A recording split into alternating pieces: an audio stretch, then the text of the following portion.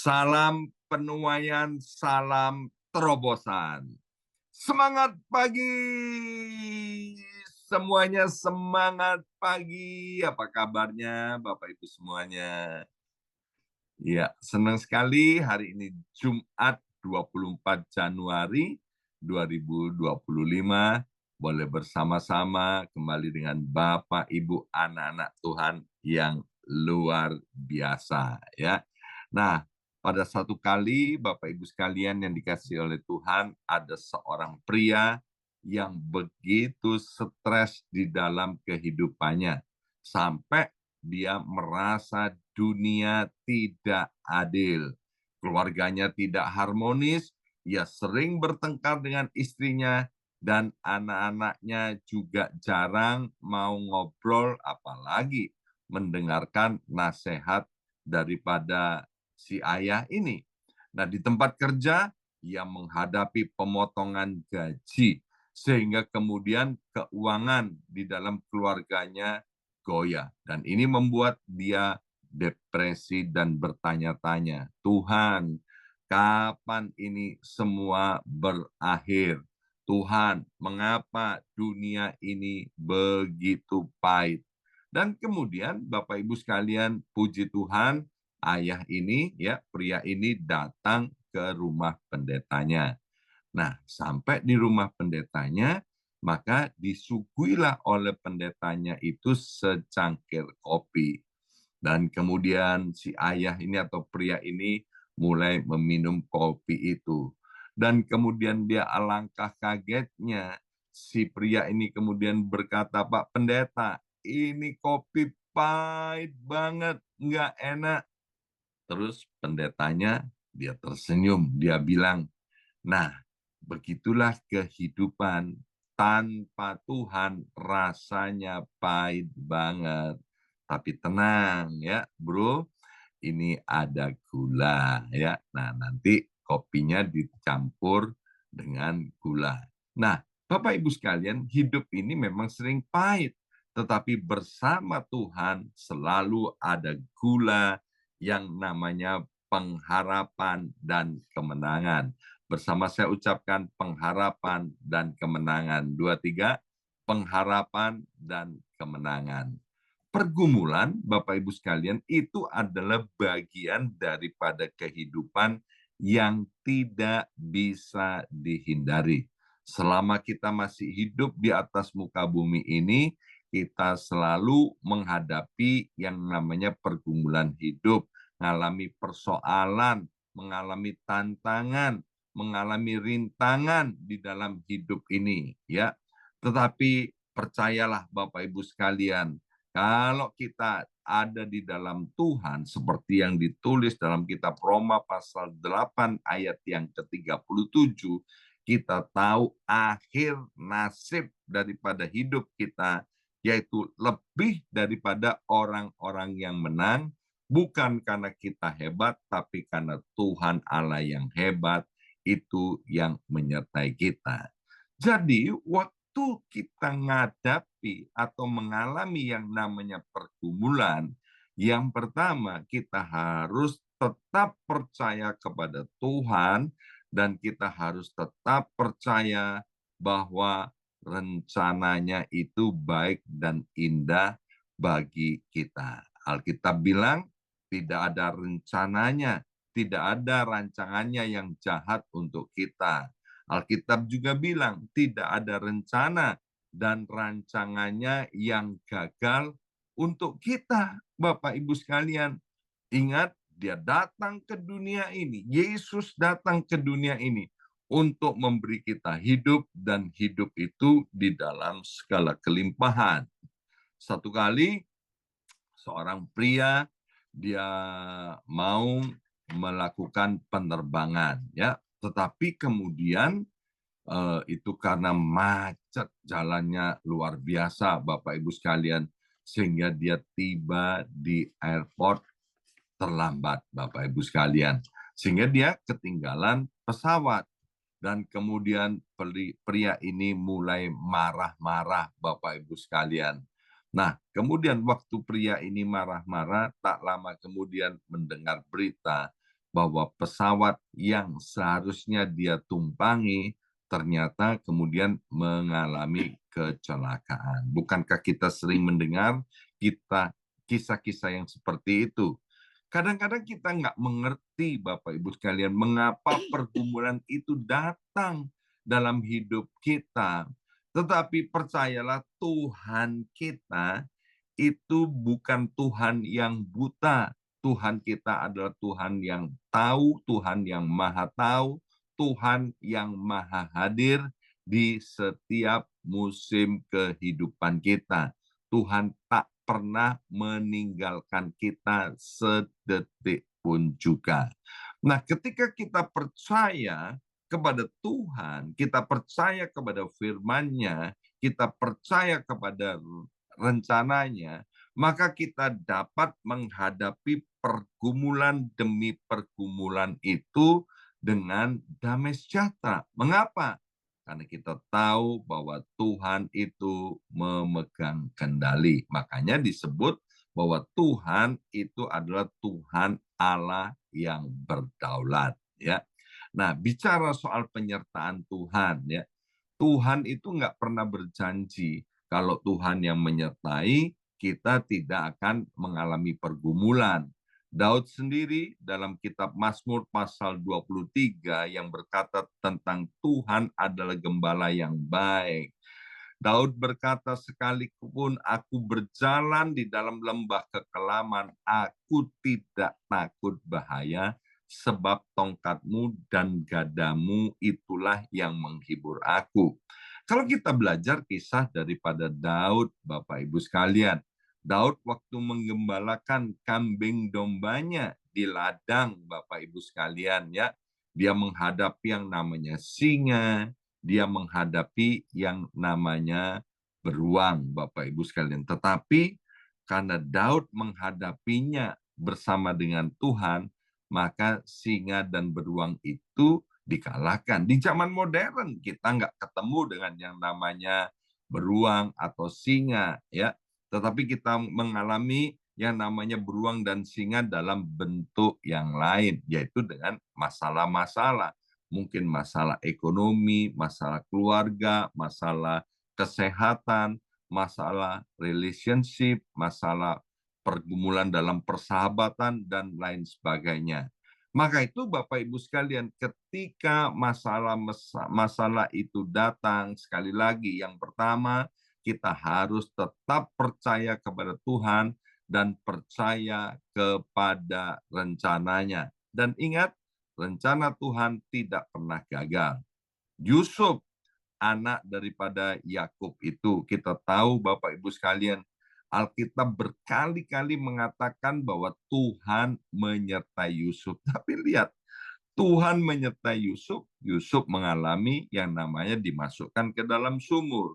Tuhan menyertai Yusuf, Yusuf mengalami hidup sebagai seorang budak. Tuhan menyertai Yusuf, Yusuf mengalami bagaimana dia difitnah oleh istri Potifar.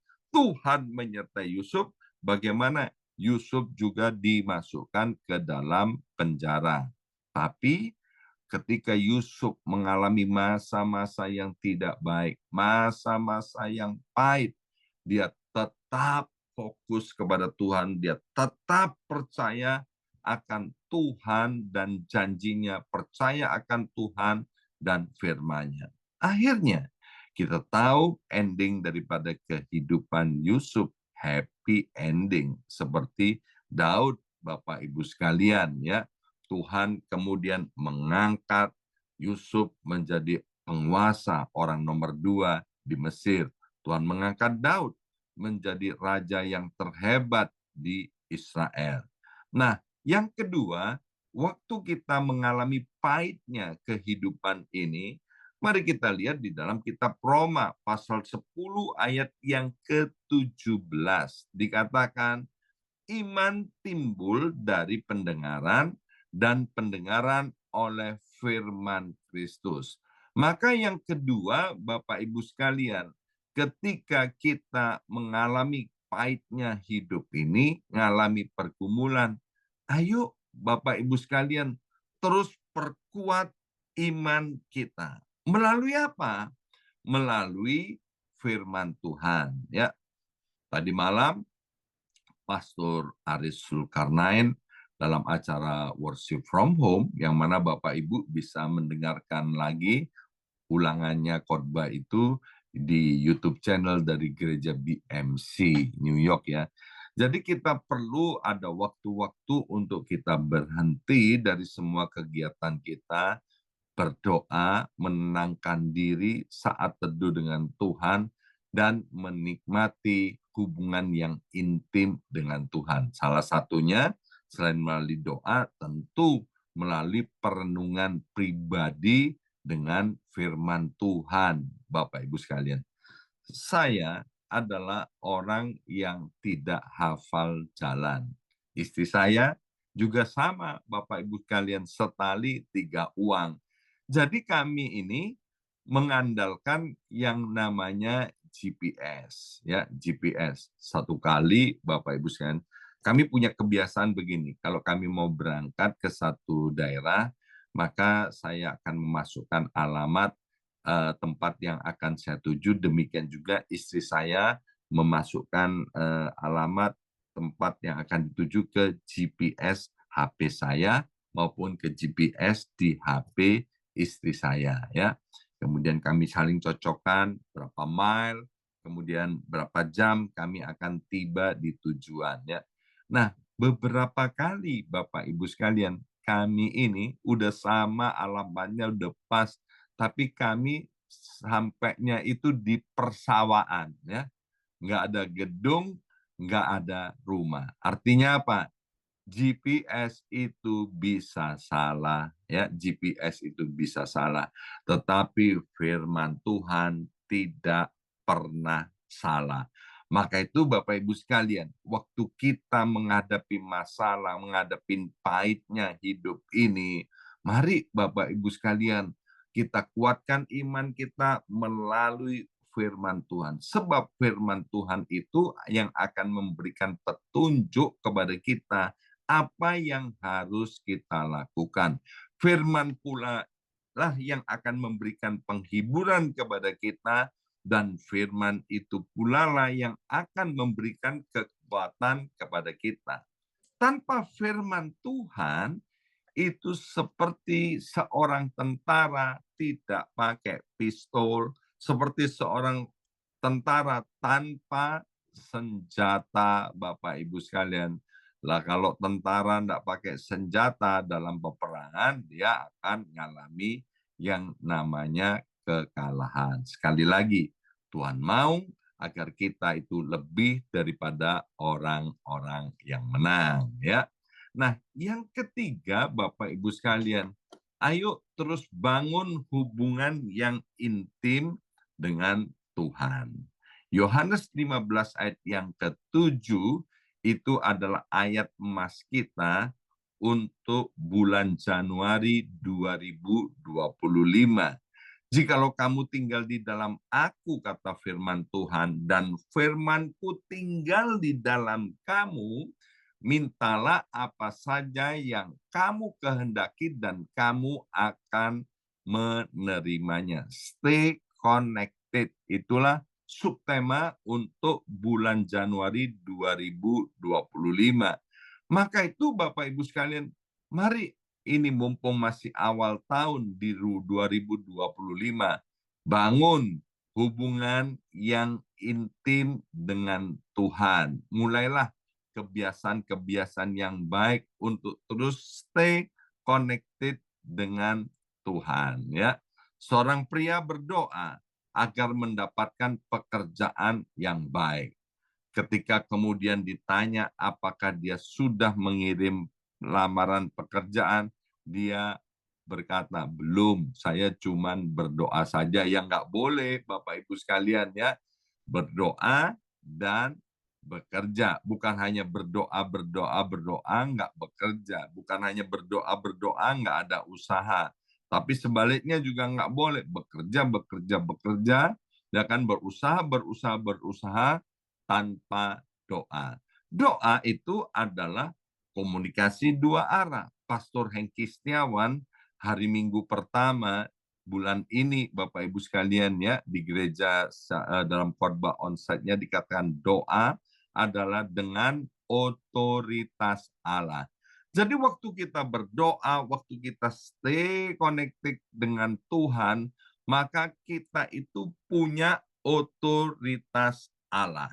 Nah, dengan firman Tuhan itu pula lah yang akan memberikan tuntunan kepada kita apa yang harus kita lakukan. Beberapa hari yang lalu saya menyinggung tentang seorang yang bernama Daniel. Daniel adalah anak muda, Bapak Ibu sekalian. Dia ada di negeri Babel, di negeri pembuangan. Orang yang tidak percaya Tuhan berada di Babel, tempat penyembahan berhala. Tapi apa yang dikerjakan oleh Daniel? Daniel tetap berdoa 3 kali sehari. Bahkan meskipun dia ada di dalam ancaman, hukuman, dimasukkan ke gua singa, dia tetap berdoa 3 kali sehari. Ya, dan kita lihat akhirnya doanya membawa kemenangan. Tapi apakah Daniel cuma berdoa? Tidak. Daniel tetap melakukan tugasnya di pemerintahan seperti yang ditulis dalam Kolose pasal 3 ayat yang ke-23. Dia mengerjakannya semuanya dengan segenap hati. Ya, meskipun dia ada di dalam pemerintahan Nebukadnezar, Belshazzar, kemudian Darius dan Kores, tapi dia melakukannya semuanya seolah-olah untuk Tuhan. Dan Tuhan melihat apa yang dikerjakan oleh Daniel itu, ya. Dan yang keempat, Bapak Ibu sekalian, kita harus tetap setia di dalam komunitas rohani. Bersama saya ucapkan tetap setia dalam komunitas rohani. 2, 3, tetap setia dalam komunitas rohani. Arang itu, Bapak Ibu sekalian, kalau diambil dan dikeluarkan dari kumpulannya, maka arang yang keluar dari kumpulannya itu cepat mati. Maka itu dalam Ibrani pasal 10 ayat 25 itu mengingatkan kita supaya kita jangan menjauhkan diri dari pertemuan-pertemuan ibadah kita. Sekarang zamannya sudah beda, Bapak Ibu sekalian ya. Setelah COVID-19 ada pertemuan-pertemuan yang dilakukan secara live selain on-site ya, tatap muka, tapi secara live melalui Zoom ini. Maka itu saya angkat jempol saya untuk Bapak Ibu yang selalu setia untuk doa fajar. Bangun tidur, langsung nyalakan Zoom. Kita tidak sedang nonton doa fajar, tapi kita sedang terlibat di dalam doa fajar. Kita menaikkan pujian dengan sungguh-sungguh. Kita menaikkan doa-doa kita dengan sungguh-sungguh. Kita mendengarkan firman Tuhan dengan sungguh-sungguh.